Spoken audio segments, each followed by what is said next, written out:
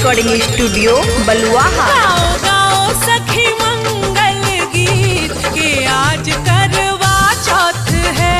गाओ गाओ सखी मंगल गीत के आज करवा चौथ है। वर मांगो हर हो सुहाग, खुल जाए अपने भाग। कम होना पिया जी के प्रीत के आज करवा चौथ है। कम होना बलम जी की प्रीत के आज करवा चौथ है। आबि गेल अहाँ सबके शहर, अहाँ सबके गांव, अहाँ सबके घर के पास करवा चौथ के सामान वाला पर 4 गाड़ी आबि गेल। ये भौजी अहाँ चौठ करबो करे छी? अगर चौठ करे छी तो आओ, अपना पास करवा चौथ के पूरा सेट मिलत। जना कि ओइमे चुंदरी रहत, चालन रहत, आरो श्रृंगार के सेट रहत, आरो ओइमे घी, मौध, कपूर, मखान, कट्टुक, जनौ, डोरा डोर, चंदन, कच्चा धागा, सुपारी, दीप बत्ती आरो पंचनेवा भी छै। त आओ ने भौजी, लिया ने करवा चौथ के सामान, लिया न। प्रसाद के साथ नारियलो मिलत। त देर कथी ला करे छिए खगड़िया वाली भौजी? अपना पास पूरा सेट मिलत करवा चौथ के। ये चाची करवा चौथ के सामान ले ले कथी ला मार्केट जाब, और अहाँ के त गांव घर के पास आबि गेल या। त आओ न और लिया न पूरा सेट चौथ के सामान। कथी ला एते दूर जाब? आइए भौजी, कथी ला सोचे छिए? अगर पाई नहीं है तो पड़ोसी से लो लिया, आरो लिया चौथ के सामान।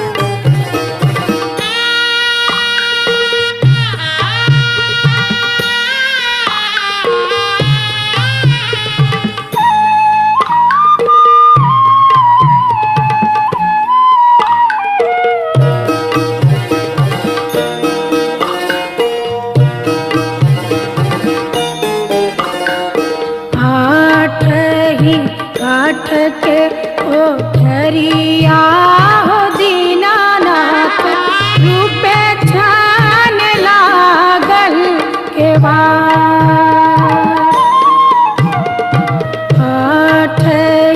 काठ के ओठरिया हो दीनानाथ। आबि गेल अहाँ सबके शहर, अहाँ सबके गांव, अहाँ सबके घर के पास करवा चौथ के सामान वाला पर 4 गाड़ी आबि गेल। ये भौजी अहाँ चौठ करबो करे छी? अगर चौठ करे छी तो आओ, अपना पास करवा चौथ के पूरा सेट मिलत। जना कि ओइमे चुंदरी रहत, चालन रहत, आरो श्रृंगार के सेट रहत, आरो ओइमे घी, मौध, कपूर, मखान, कट्टुक, जनौ, डोरा डोर, चंदन, कच्चा धागा, सुपारी, दीप बत्ती आरो पंचनेवा भी छै। त आओ ने भौजी, लिया ने करवा चौथ के सामान, लिया न। प्रसाद के साथ नारियलो मिलत। त देर कथी ला करे छिए खगड़िया वाली भौजी?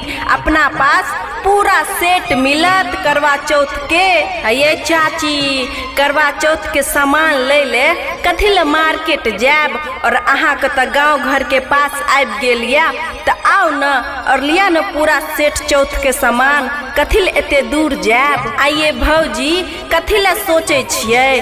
अगर पाई नहीं है तो पड़ोसी से लो लिया, आरो लिया चौथ के सामान। सोना सट दुनिया हो दीनानाथ, के घूमै छ सने साथ, के घूमै छ सने साथ। सोना सट दुनिया हो दीनानाथ, के घूमै छ सने साथ, के घूमै छ सने साथ। आबि गेल अहाँ सबके शहर, अहाँ सबके गांव, अहाँ सबके घर के पास करवा चौथ के सामान वाला पर 4 गाड़ी आबि गेल। ये भौजी अहाँ चौठ करबो करै छी? अगर चौठ करै छी तऽ आओ अपना पास करवा चौथ के पूरा सेट मिलत, जेना कि ओइमे चुंदरी रहत, चालन रहत, आरो श्रृंगार के सेट रहत, आरो ओइमे घी, मौध, कपूर, मखान, कट्टुक, जनौ, डोरा डोर, चंदन, कच्चा धागा, सुपारी, दीप बत्ती आरो पंचनेवा भी छै। त आओ ने भौजी, लिया ने करवा चौथ के सामान, लिया न। प्रसाद के साथ नारियलो मिलत। त देर कथी ला करे छिए खगड़िया वाली भौजी? अपना पास पूरा सेट मिलत करवा चौथ के।